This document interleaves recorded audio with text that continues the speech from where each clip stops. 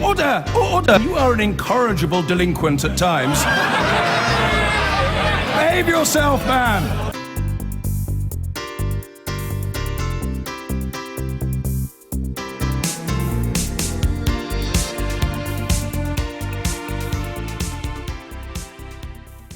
Now, while the public here rightly expressed sympathy with the victims of the terrorist attacks in Paris, it is only natural that thoughts turn to what if it happened here. The security services say they have foiled a number of plots on UK soil, and the government is stressing it is determined to tackle the threat. But is there a weak spot? The policy of de-radicalisation called PREVENT has come in for criticism, that it's alienating as many as it deals with. Giles has been looking into this trickier area of our security policy. His film opens with a police exercise. London this summer. These are not terrorists, but police. The guns are firing blanks, the public are actors. But since the Mumbai attacks, the risk of a terrorist shooting attack has been trained for as part of the UK's counter-terrorism strategy. Paris has shown the threat to be a tragically very real one. And we've been told the security services have foiled 7 terrorist plots here in 6 months. But there is another strand to our preparations, and that is how you tackle someone who has yet to pick up a gun or bomb, but is starting to think they might want to. PREVENT is the government's push on changing their minds. About 40,000 people we're talking to. We've trained 330,000 people to implement the new PREVENT duty. So by a process of concentrating our approach, refining what we do, and being mindful of those sensitivities, I think we're making real progress. In June this year, 327 people were placed in a de-radicalisation programme called The Channel. In July, it was 349.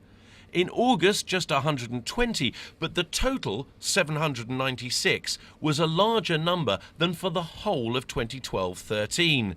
Most were Muslim, but 133 were not. Figures, however, are the problem. True, we've not had a mass casualty attack here for a decade, but that might be a victory more for counter-terrorism than de-radicalisation programmes, given, according to police, 700 UK citizens have gone to Syria to fight with jihadists and half have returned. The problem may be interaction at grassroots levels. Well, there's 4 key elements of the contest strategy. The PREVENT strategy is the one that isn't successful because if you look at confidence, it's not there in the community. We need to be learning some lessons about how we defeated the IRA, and essentially it's about talking to individuals that may be difficult for government to appreciate that they need to speak to. And at the moment, we're not doing that. We're talking to the individuals that the government feel comfortable with. They're not necessarily the individuals that represent the community. And some are uncomfortable with the government's push that schools, universities and councils should report individuals with extreme views. The more that you limit your ability to say that you can have discreet and caring conversations with your students, the more likely it is that you're going to prevent them, ironically, from being able to come to you and express concerns where they might be open to influence that might be putting them in danger. But the government disagrees. It's asking them to spy. If you take universities, colleges, schools, they've always actually taken that duty of care very seriously. Professor Mohammed Abdul Haq at the University of Bolton was speaking about this recently to me and saying that duty of care is very much in line with what we're now expecting people to do. And if you see it in those terms, actually I think it is very natural. And that is how we see it, frankly. And being frank, there's no doubt that in the UK right now there are people who do wish us a great deal of harm. And joining us now is the Conservative MP Raymond Chishti and Miqdad Versi, the Assistant Secretary-General of the Muslim Council of Britain. Welcome to both of you. Raymond Chishti, first of all, more than 700 people have left the UK to fight in Iraq and Syria. PREVENT, the government strategy to deter people from engaging in terrorism, has therefore failed. Well, I think what we have to look at is you're looking at the number 700 in recent years, but the problem that we've had with radicalisation and extremism has gone on for decades. For example, after the war in Afghanistan, Abu Hamza, who fought in that war, was openly allowed to come into this country openly allowed to preach his hatred. Nothing was done. You had hate preachers in this country. So to say that this is something which has happened over the last few years is not right. It's not just the last few years, but since 2010. But what I would say, this is a culmination of successive governments haven't completely got to grip of de-radicalisation. Including yours. Well, I think we have a lot more to do. We have a strategy, but I will be the first to say we have a lot more to do. But let me say at the very outset, do I think we need to look at Prevent, taking into account the threat posed by Daesh? When Prevent was first set up, Daesh wasn't there. So therefore, the threat posed by Daesh is a significant one, and we need to make sure Prevent deals with that threat. Right, but under Labour, Prevent targeted support of moderate Islamic groups with the hope that they would provide a bridge to more extreme organisations and a way out for those who found themselves on the margins. The coalition withdrew funding from those groups, opposed to fundamental and universal British values. Was that a mistake? I think what we did is we took money away from certain groups where money wasn't used appropriately. If I can say, we're using 40 million a year, and in the last year or so, we're working with over 250 mosques around the country, faith centres, but we have to target that money appropriately by working with those partners who are committed to British values. Right. Is that a mistake?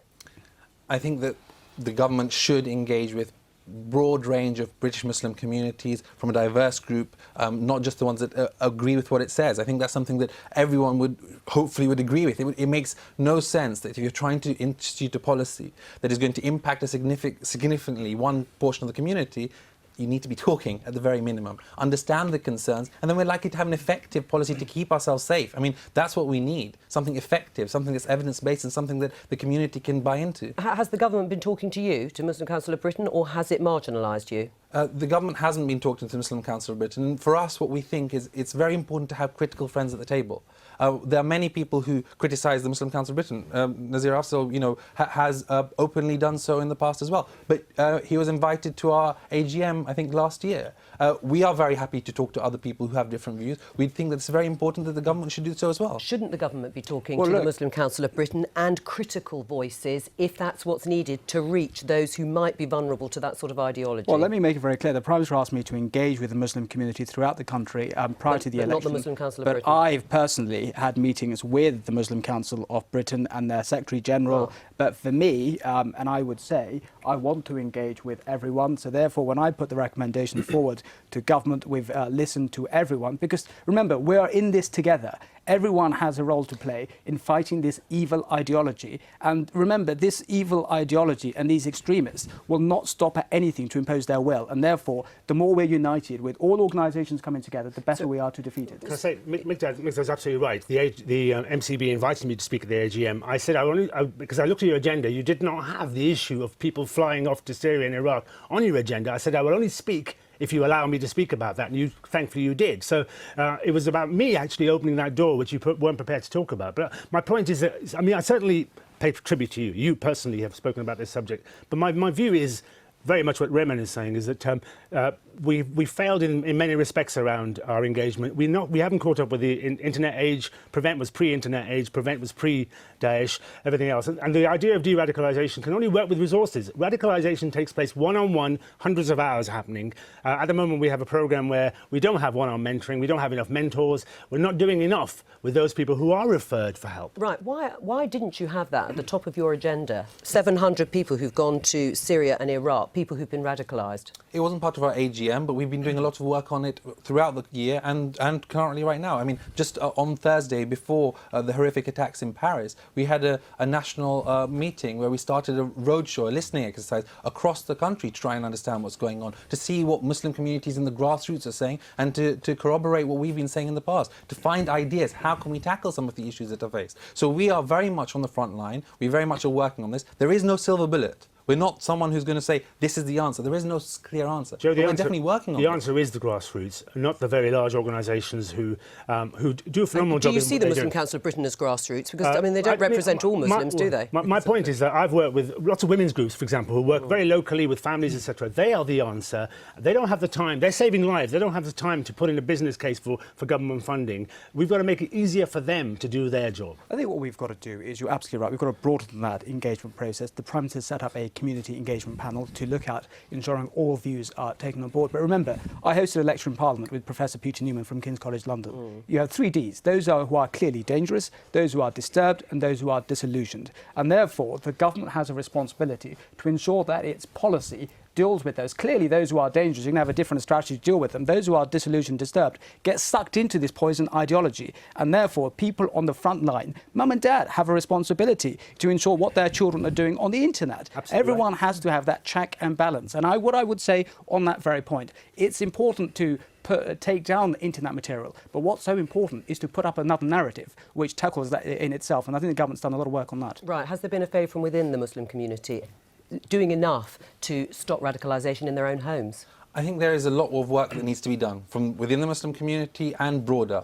There is a long journey ahead of us, and it's a very challenging one. And all we have to do is try and understand, how do we best do it? Some of these ideas that are coming up, whether it's from the government or whether it's from grassroots, as to how to deal with them, they're being done on grassroots level. They're being done at local mosques. And what we need is some of these ideas that the Muslim Council of Britain and others are getting forward to go towards the government. Because this community engagement forum that the government set up doesn't have a representative voice on there, doesn't have a broad section of the community represented there. All right, thank you very much for joining us. Raymond Chishti, you're going to stay with us for a little bit longer. Now, a few minutes ago, the Prime Minister made a statement to the House of Commons on the Paris attacks and the G20 summit from which he has just returned. Let's have a listen to what he had to say. We face a direct and growing threat to our country, and we need to deal with it, not just in Iraq, but in Syria too. I've always said there's a strong case for us doing so. Our allies are asking us to do this, and the case for doing so has only grown stronger after the Paris attacks. We cannot expect, we should not expect, others to carry the burdens and the risks of protecting our country. Now, I recognise that there are concerns in this House. What difference would action by the UK really make? Could it make the situation worse? How does the recent Russian action affect the situation? How, above all, how would a decision by Britain to join strikes against ISIL in Syria fit into a comprehensive strategy for dealing with ISIL and a diplomatic strategy to bring the war in Syria to an end?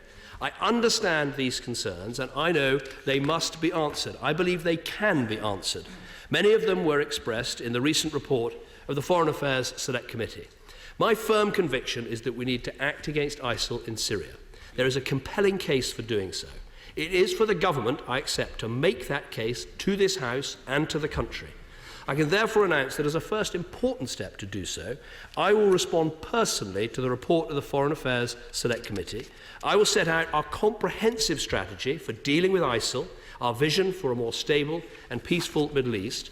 Now, this strategy, in my view, should include taking the action in Syria I've spoken about. And I hope that in setting out the arguments in this way, I can help build support right across this House for the action that I believe is necessary to take. That is what I'm going to be putting in place over the coming days, and I hope that colleagues from across the House will engage with that and make clear their views, so we can have a strong vote in this House of Commons and do the right thing for our country. Well, that was the Prime Minister in the House of Commons just moments ago. He's going to take the unusual step of responding personally to the Foreign Affairs Select Committee report calling for a plan for a wider peace in Syria. And he's going to set out, if you like, a roadmap that he believes will have more action to take against ISIL. Do you support now airstrikes against ISIS in Syria? Well, what I agree with the Prime Minister is that we have to do everything we can to defeat this evil organisation, Daesh. Including but military what I action. would say, before we go to military, let's get the government to get the terminology right and defeat that propaganda. At the moment, ISIL, so-called ISIL, want to be called an Islamic State. We just talked about why over 600 British nationals are sucked in to fight for this evil organisation. The government has to get the strategy right to defeat their propaganda, and I would say get the terminology right, get the full strategy right. And then you'll support airstrikes. No, I supported them. But that's what he's talking about, the Prime Minister. I supported them last time. But but this time, I want to see the strategy put forward before I decide if I support them or not. Raymond Chishti, thank you.